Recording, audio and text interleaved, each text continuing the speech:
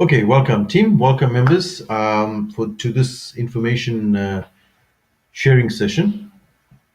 Unfortunately, you guys know each other, so there's no need for any formal introductions. Okay, why are we here? Of recent, there's been some challenges, and been mindful of the fact that I would look at opportunities where I need to appraise you guys on what I believe is important to you as a team. Now, as the picture would show there, this is perhaps an indication why we are here. Yes, as you see, it's conflict resolution.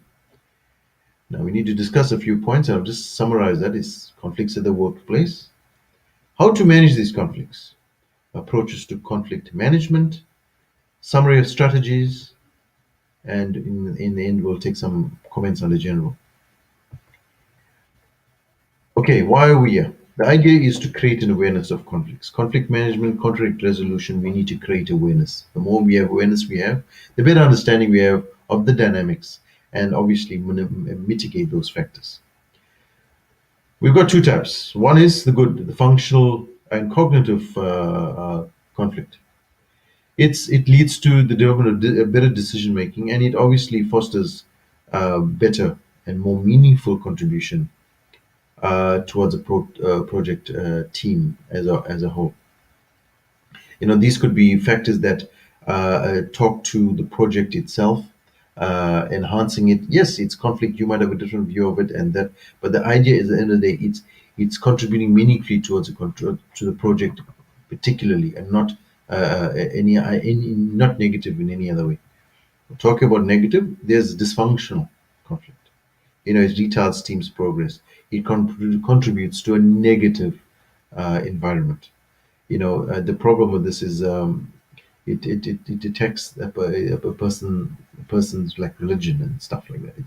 It's not focused on a project team and your project outcomes.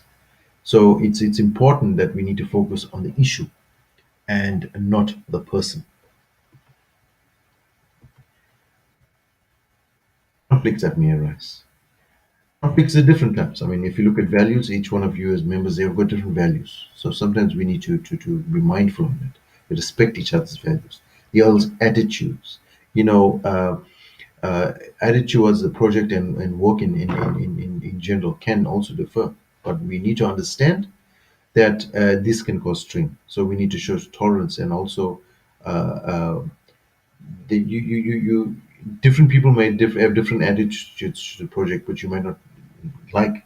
In those cases, if you find that it's negative to the team's development, you need to raise it with me, and we'll take it from there. Goals and expectations. You might have a different view of what the goals and expectation, and I think the reality on this is, if when it comes to expectation of the team and the project, I, as a project manager, need to to praise you guys and give you some documented evidence of what I believe is the expectation of this project. Roles and responsibilities. If these are not communicated clearly on the outset, it could lead to conflict between team members. I mean, that's the reality. It is also about role uncertainty. So each one of you need to understand and have your portion of the project. What is your boundaries, and then take it from there. I think that'll be very clear in the way I'll handle.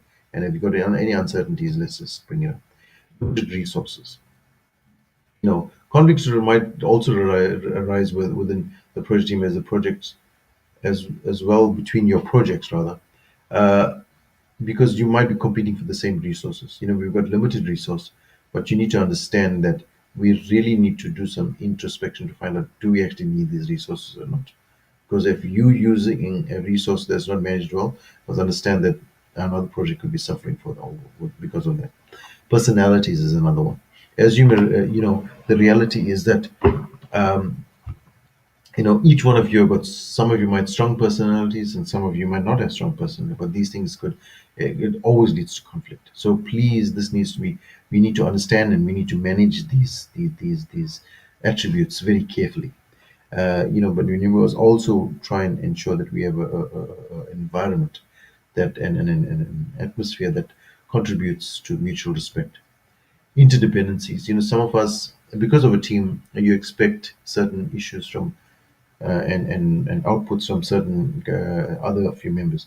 If you find that you are constantly have to question this, and you don't want to let the team down because of their performance, I don't have a problem with you guys coming and raising your hand and say this is where the bottlenecks are, and I will see how I can action it. Also frequency of interactions.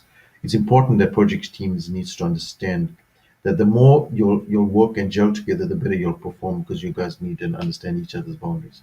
But that's not always going to happen. And when you'll get into new teams, you'll need to understand that you need to show some tolerance until such time as you can gel. How to manage these conflicts?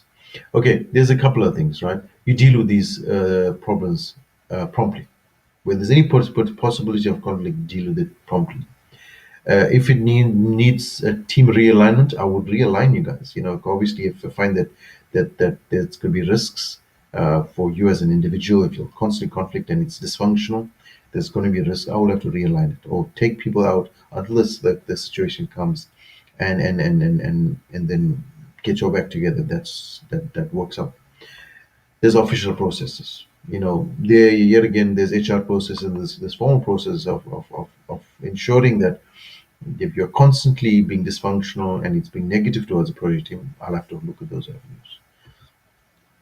Being proactive, yes, I will ensure that I will participate in managing this, in coming as a mediator, and I'll try and mediate whatever the issues and to ensure that we can try our best I'll support you, both of you guys, and see how our best can bring it back together and ensuring your team success.